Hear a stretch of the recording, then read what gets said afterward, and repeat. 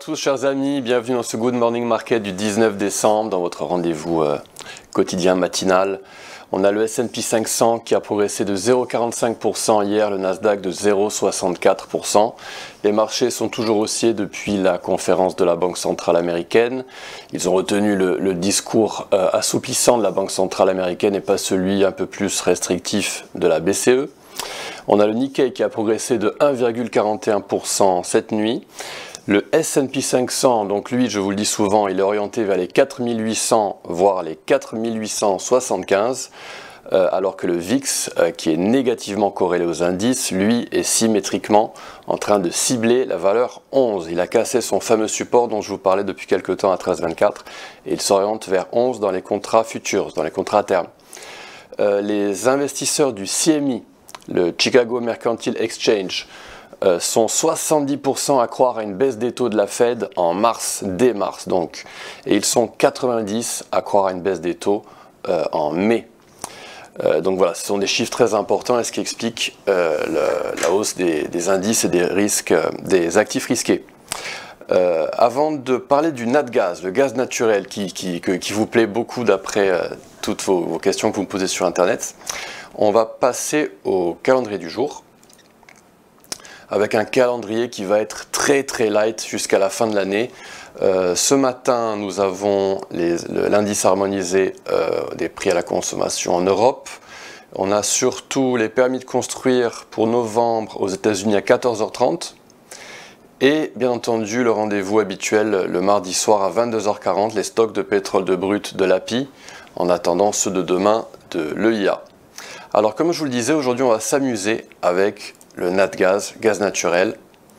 C'est un actif qui est volatile, qui vous plaît beaucoup et qui est rattaché à l'économie réelle. Donc on a rattaché aux commodités et notamment au marché du pétrole.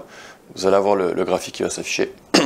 Donc on va commencer à s'amuser un petit peu avec les moyennes mobiles exponentielles dont je vous parle souvent.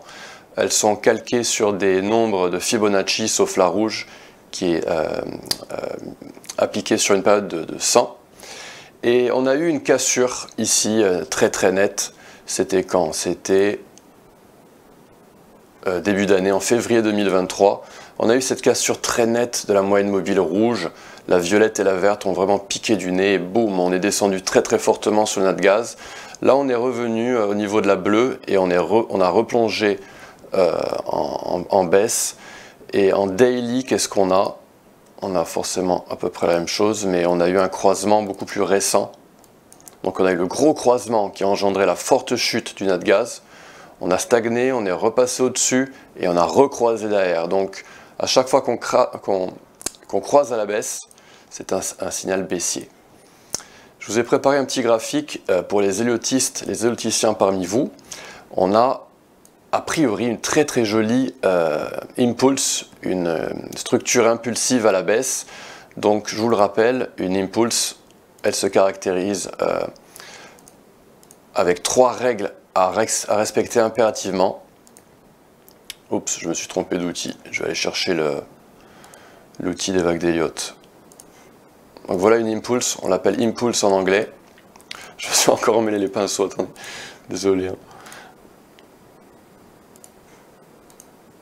Donc la première règle à respecter pour une impulse, c'est de ne jamais corriger plus que la première structure, que la vague 1. On ne descend jamais en dessous.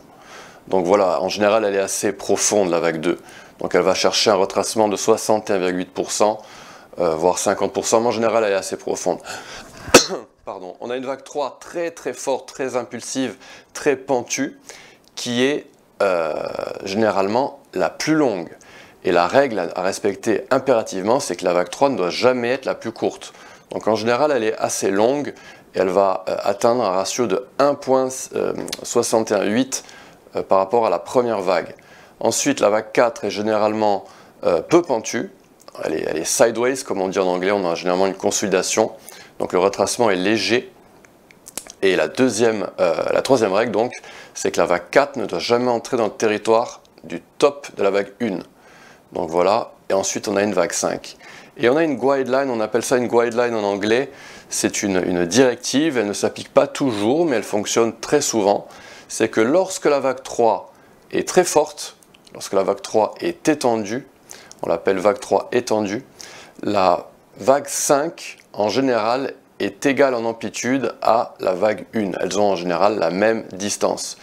Et on aurait la même chose ici dans le NatGaz en daily, en journalier, avec cette boîte verte, cette boîte noire pardon, que je vous ai dessinée, qui aurait la même proportion qu'une boîte noire appliquée pour une vague 5.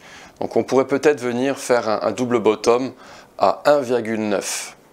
Et sinon, voilà, on a une très très belle impulse dessinée avec une autre impulse, une autre vague impulsive au sein de la vague 3, très très propre. Alors rapidement, en hebdomadaire, on va utiliser Fibonacci.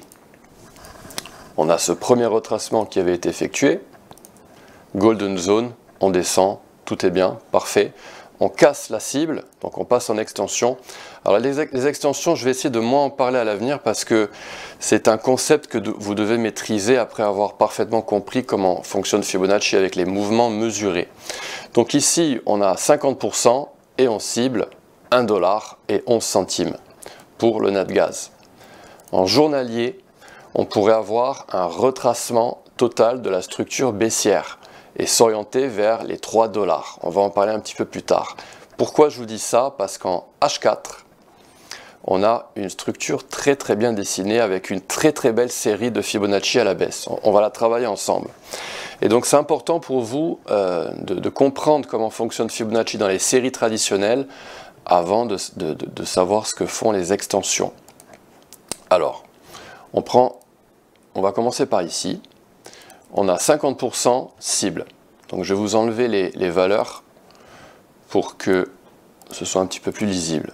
Donc 50% de retracement, cible atteinte. On trace le prochain retracement de Fibonacci. On part au top, on va au creux d'après.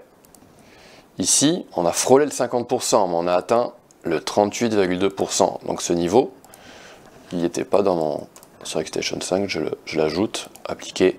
Voilà, donc on l'a touché 2 fois le niveau des 38%, on atteint la cible. Comme on a atteint la cible, eh bien on continue à tracer notre outil de Fibonacci. Top au creux, 61,8%, on a légèrement méché au-dessus de la ligne limite des 65%, mais c'est passé, le trade a fonctionné, on a atteint la cible. Comme on a atteint la cible, on continue, et ainsi de suite. Et donc je répète la procédure non-stop. Et tant que cela fonctionne, vous tradez cette série de Fibonacci, c'est ce que font les institutionnels.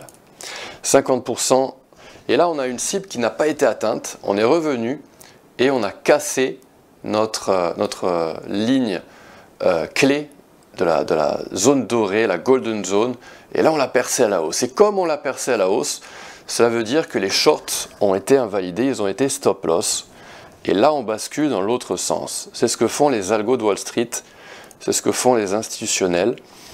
Et donc maintenant, on trace le retracement, cette fois côté long, côté achat.